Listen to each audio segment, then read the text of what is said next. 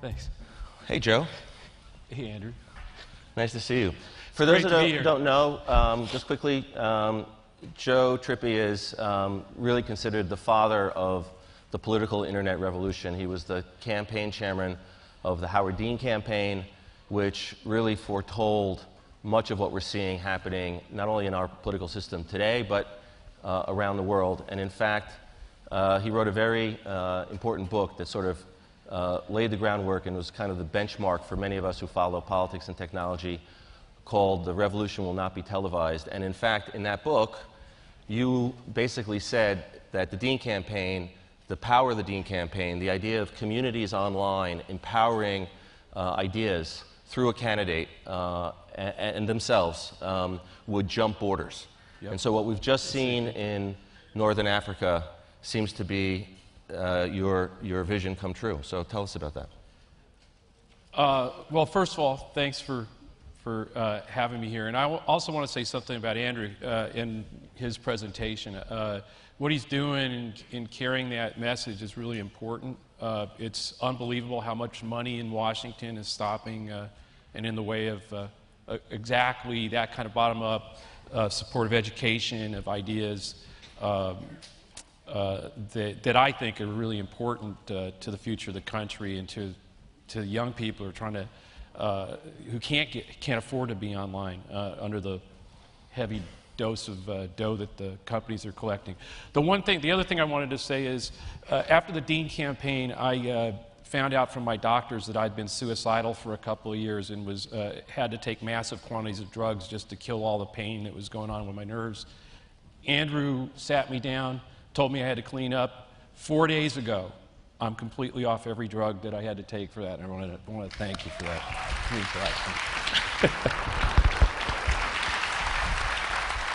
And I owe that to him. Great friend. But look, what's happened is, I don't want to take a victory lap. We got so much more we all have to do, and so much more that's happening around the world. But the top is having a hard time. Governments are having a hard time dealing with the communications power of the bottom, having a way to communicate with each other and circumvent the top if they want to. And that's what we saw. June of 2009 in Iran, the Green Revolution. I'm one of the folks still on Twitter with a green face, and everybody asks me what that means these days. But then we saw it continue to erupt in other places, in Egypt and Tunisia, and it's still playing itself out. But I wanted to talk a little bit about things that are happening around the world that don't get the coverage that we're seeing. In Zimbabwe, we did a campaign against Robert Mugabe a few years ago. We got flip cams and got a cereal company in South Africa to factory seal the flip cams with the cereal in the wax paper and then seal them in the boxes. We had women from Zimbabwe, tribal women, carry those boxes with other fruit and vegetables and stuff across the border into Zimbabwe. And those women then took a lot of the shots that you saw of the people getting their arms hacked off or being killed, those visuals that helped undermine Mugabe in that election, which the MDC actually won, came from that kind of courage. And so you're seeing that people have that kind of courage, but they also were communicating with each other using in most of these countries where we don't have the kind of penetration of the internet, text messaging, cell phones are really key and are changing now in Zimbabwe, by the way, there's now a unity government where Mugabe is the president and the candidate I worked for, Morgan Tsvangirai, is the prime minister, and they're sort of forced by the international community to work together. But that's another place where change is happening, and it only happened because of the ability for people to connect, to use this new media, and again, text messaging became very important in that one. So, Joe, why do you think that it's been so hard for our political system? 2004, we're 8 years past the Dean campaign. Actually, 2003. So we're 8 years past how the Dean campaign operated. And by the way, just to remind people, in 2003 there was no Twitter, there was no Facebook, there was no YouTube. Blogs were being used as community organizers. And yet the political system, the Senate still doesn't even file its campaign donations in digital form. They actually print out their donations in paper form and hand them to the Federal Election Commission on purpose, because it takes the Federal Election Commission 6 months to convert them into digital form so that we won't find out who's giving them money. What's the problem? Is it generational, is it anthropological, or is it really the technology, that they don't understand the technology? No, I think they understand the technology. They don't want us to know. They want to keep things the way they are. Status quo is, in a lot of ways, the same way the status quo in the Washington, grabbed Obama. And I'm not getting into taking the Obama administration on, but the administration hasn't been as vibrant as the campaign was in terms of using the media. I've become convinced that I'm actually really disappointed with where things are after 2003. I had a lot of hopes for our ability to, like the Sunlight Foundation, other entities out there that have been forging change. But significantly, some of the biggest differences in government using it. Another person I worked for, Goodluck Jonathan, the new president of Nigeria, that was elected April 16th. He's probably out there way ahead of most presidents or leaders. Let me give you an example of what he did. First of all, CNN calls him the Facebook president. He literally engages in conversations online using Facebook and Twitter.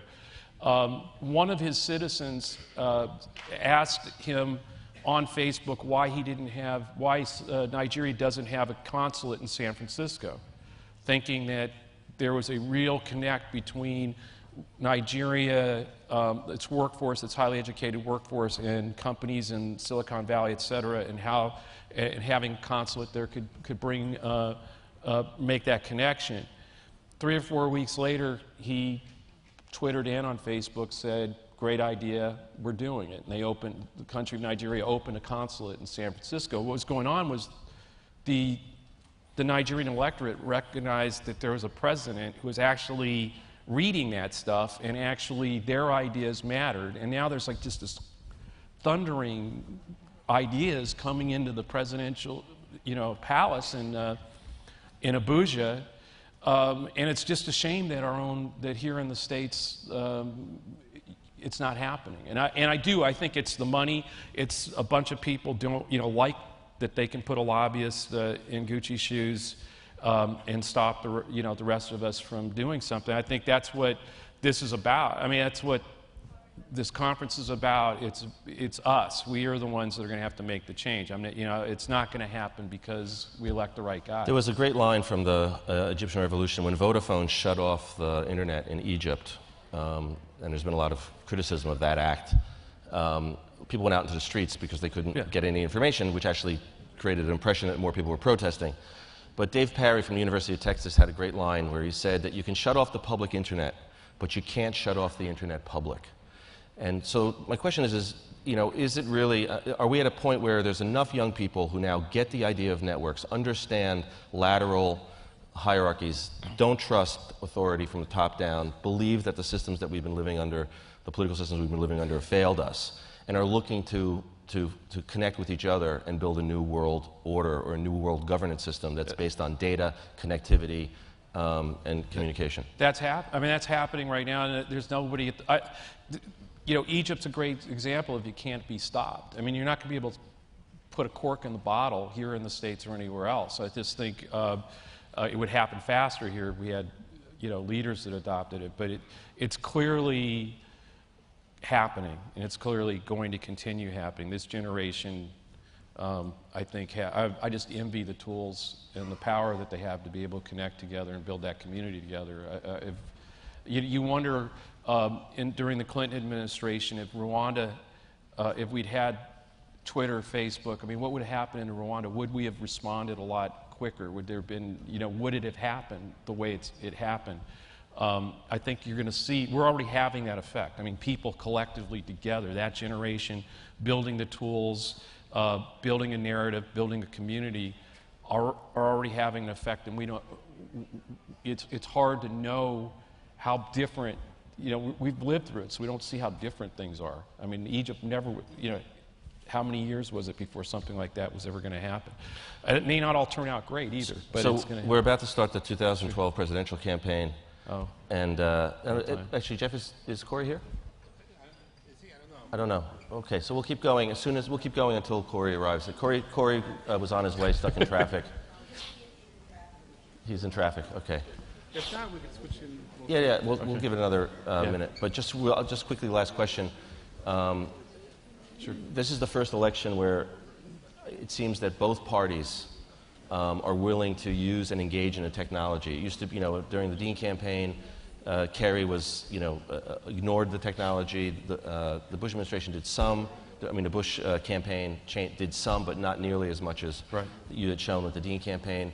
It wasn't until the Obama campaign really sort of moved it up another notch with social media, but the Republicans were flat on their feet then too. But now in 2010, it was actually the Republicans who were using social media more effectively than Democrats. And I suspect that with Obama, it's going to be hard for him to put the we back into his, after spending the last 2 years saying I, and he'll play a conservative game. So how do you see it playing out in 2012 with the... Look, on the political side, it's always been, it's the insurgent that innovates. I mean, the Dean campaign, we innovated because we had to. I mean, the party structure, the party establishment, the big money folks were never going to support Howard Dean. They did everything they could to kill us and kill him, and they did.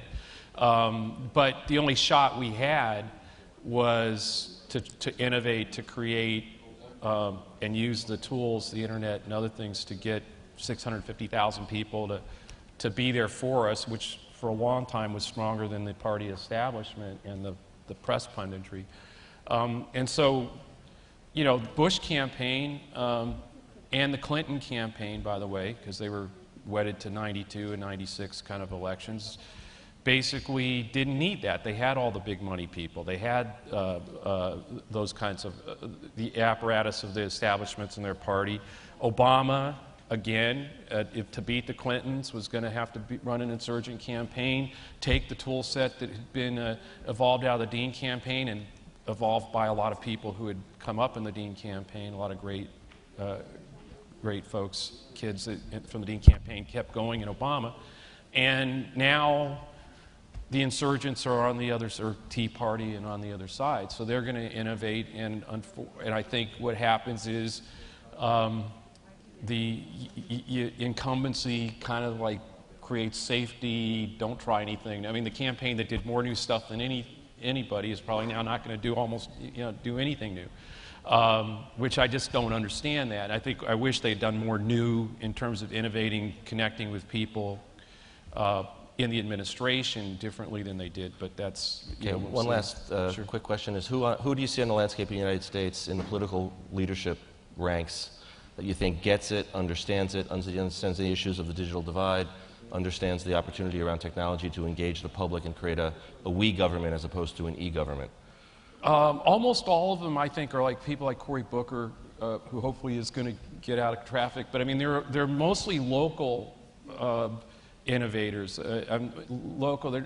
Part of the problem is if you've put in 18 years in Congress and just got elected to the Senate, you're so stuck in the old way. So I think it's some of the newer members of Congress and for the most part local mayors and folks like that. Like Cory Booker is like a great example, I think, of somebody who gets it.